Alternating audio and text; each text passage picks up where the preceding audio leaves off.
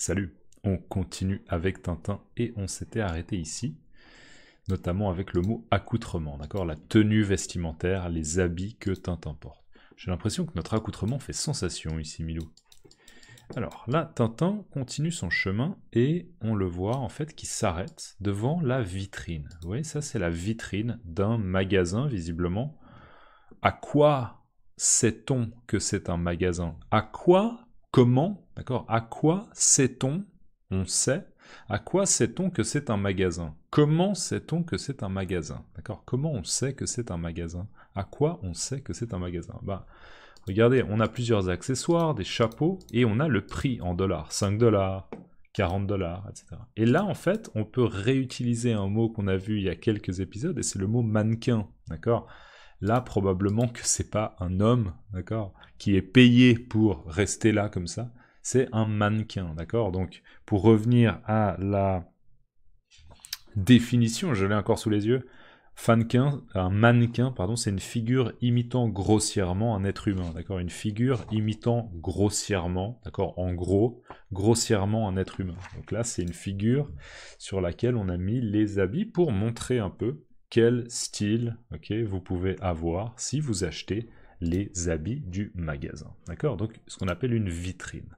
Donc là, Tintin passe devant la vitrine, et on voit qu'il s'arrête. Visiblement, il est peut-être intéressé à rentrer dans le magasin.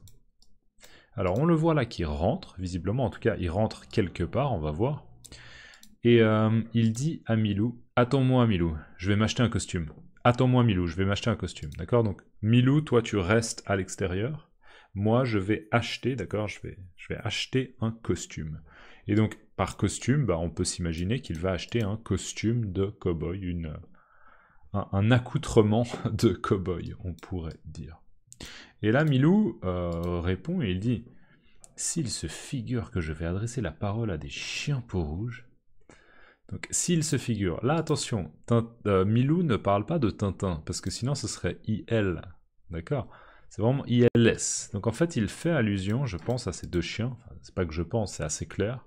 Et il dit « S'il se figure que je vais adresser la parole à des chiens peaux-rouges... » Donc là, en fait, Milou dit que ce figure-là, dans ce contexte, c'est comme si on utilisait le verbe s'imaginer. Donc ce serait la même chose de dire « S'il s'imagine que je vais adresser la parole à des chiens peaux-rouges ». Juste adresser la parole, pour simplifier, ça veut dire parler, d'accord? Si j'adresse la parole à mon voisin Jérémy, eh ben, ça veut dire que je parle à mon voisin Jérémy, d'accord? Je lui adresse la parole, je parle avec lui. Peut-être 2 minutes, peut-être 15 minutes, mais je parle avec lui. Donc là, en fait, Milou, il dit, si ces chiens-là s'imaginent que je vais parler avec eux, d'accord? Et il dit, adresser la parole à des chiens peau rouge, d'accord? Donc en fait, il se dit, ah, on est à Redskin City. À Redskin City, il y a beaucoup d'Indiens, d'accord? Des Indiens d'Amérique, des Amérindiens. Il y a beaucoup d'Indiens, et du coup, probablement que ces chiens sont des chiens indiens, d'accord? Et d'ailleurs, je vois une plume ici, j'ai l'impression de voir une plume là et là, donc peut-être qu'en effet, il s'agit de chiens amérindiens. J'ai, comme ça, de mémoire, j'ai pas l'impression que le chien soit très très important, voire présent dans la culture amérindienne. En tout cas, si c'est quelque chose que j'ai su, je l'ai oublié. Donc je trouve ça assez étrange qu'il y ait des plumes sur ces chiens. Je découvre un peu avec vous. Peut-être que je vais changer d'interprétation plus tard, mais ça me paraît un peu étrange. Mais bref, c'est pas très important, mais j'ai l'impression de voir des plumes, d'accord? Donc peut-être que c'est pour ça que Milou automatiquement se dit, il s'agit de chiens peau rouge, d'accord? De la tribu des peaux rouges. Et en fait, là, Milou se sent très supérieur.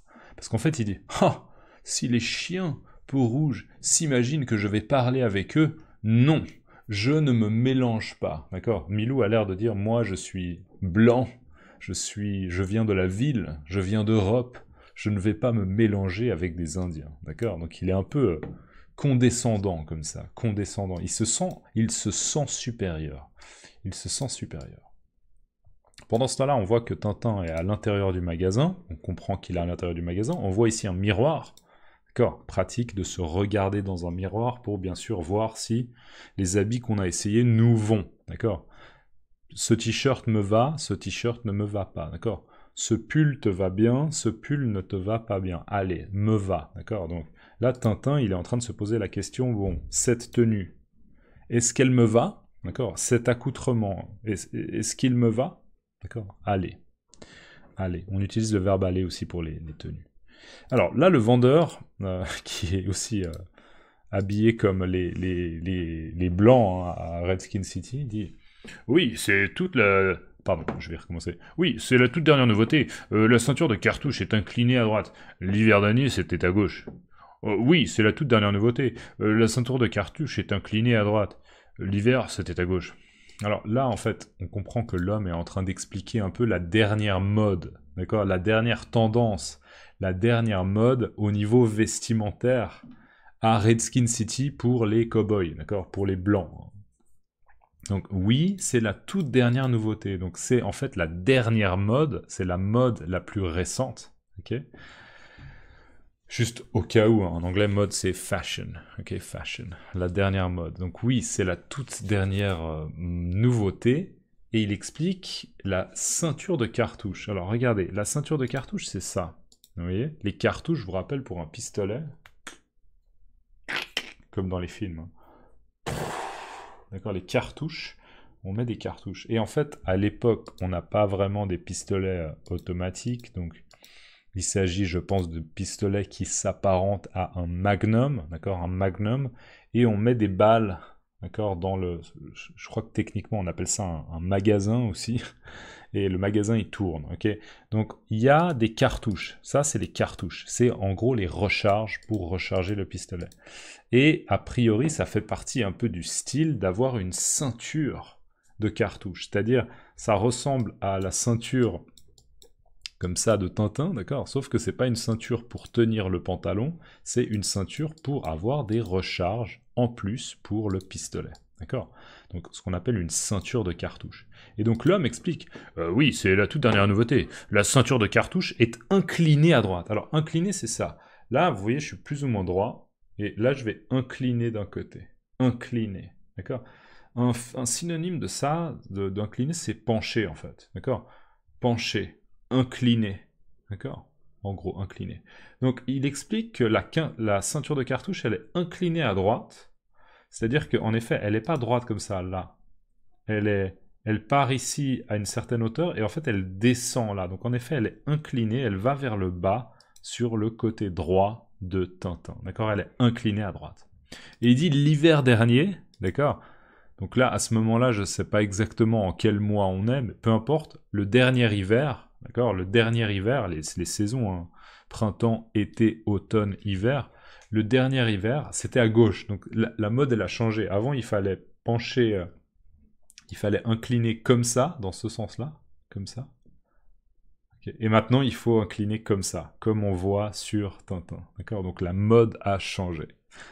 Voilà. Tintin, peu importe, il dit « ça va, c'est très bien ». D'accord? Ça va, c'est très bien. Tintin, en fait, est satisfait des vêtements qu'il a essayés et j'imagine il va les acheter. D'accord? Il va payer pour pouvoir porter cette tenue. Et là, on voit encore un autre mannequin.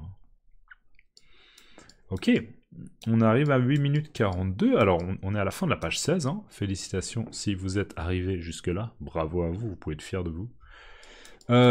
C'est parti. Je vérifie juste que j'ai rien raté parce que...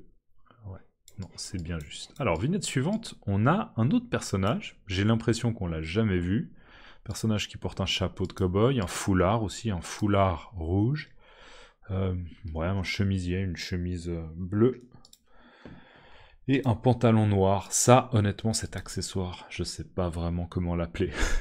N'hésitez pas, hein, si vous savez comment ça s'appelle, n'hésitez pas à le mettre dans les commentaires pour un peu enrichir...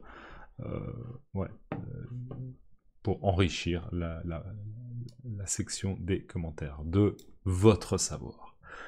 Alors là, l'homme dit « Sapristi, c'est le patron qui va en faire une tête.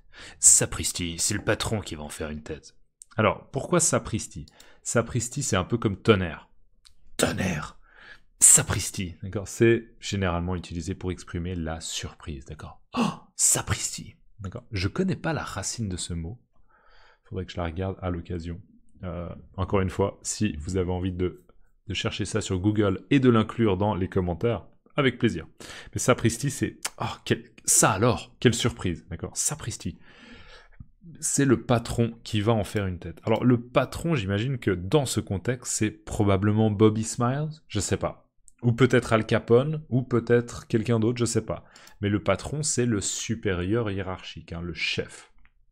Sapristi, c'est le patron qui va en faire une tête. Alors, qui va en faire une tête, c'est une expression un peu pour dire qu'il va être très énervé. Il va être très en colère. D'accord, il va pas être content. Il va en faire une tête. Ça pourrait aussi s'utiliser dans un contexte de surprise. Oh non, c'est pour moi cette fête. Oh, merci. Ok, une fête surprise par exemple. Ok, une fête surprise. Ça pourrait aussi être utilisé dans un contexte un peu plus positif. D'accord, mais là, en l'occurrence, c'est assez négatif. Ça. En gros, il va avoir une mauvaise surprise. J'imagine que l'homme fait référence au fait qu'il a vu Tintin. D'accord? Et donc, il va aller informer un des chefs, un des méchants. Je pense que c'est Bobby Smiles. Que Tintin est par là. Sapristi, c'est le patron qui va en faire une tête. Alors là, il se rapproche d'une maison, une petite maison en bois. Hein, on voit le bois là, qui a été utilisé pour construire la maison. On a la porte ici. Et d'accord, il frappe à la porte avec le poing. Hein. Il veut être sûr d'être entendu. Il dit patron, patron, patron, patron. Voilà. Alors on va voir qui va ouvrir la porte. Est-ce que ce sera Al Capone, Bobby Smiles? Est-ce que ce sera le capitaine Haddock? Je sais pas. On le verra dans le prochain épisode. En attendant, abonnez-vous simplement Sapristi dans les commentaires. Ok? Sapristi dans les commentaires, merci beaucoup. Si vous pouvez laisser un like, c'est magnifique. Et n'hésitez pas, si vous voulez soutenir la chaîne, vous pouvez me soutenir rien qu'avec 1 $ par mois déjà. C'est vraiment important comme soutien et c'est génial s'il y a de plus en plus de gens qui peuvent me soutenir. 1 $ par mois, 12 $ par an. Et vraiment, ça fait que chaque mois, je reçois du soutien régulier. Et c'est important et ça fait vraiment plaisir pour développer le projet. Donc voilà, merci. On se voit dans la prochaine vidéo. À plus. Ciao.